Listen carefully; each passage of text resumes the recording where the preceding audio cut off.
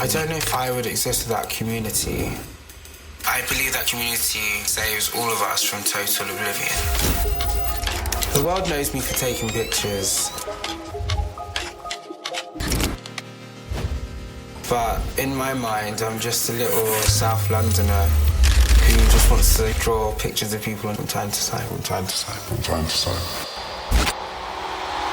My eye for photography really started when I came to London at 17 and started going out clubbing and partying. I used my camera as a way to say hello to people. So I found a lot of online platforms to be quite limiting when trying to represent oneself. Then I tried Squarespace. Suddenly it was very simple. I was able to tell my stories exactly how I wanted to. All we have is time, so value it.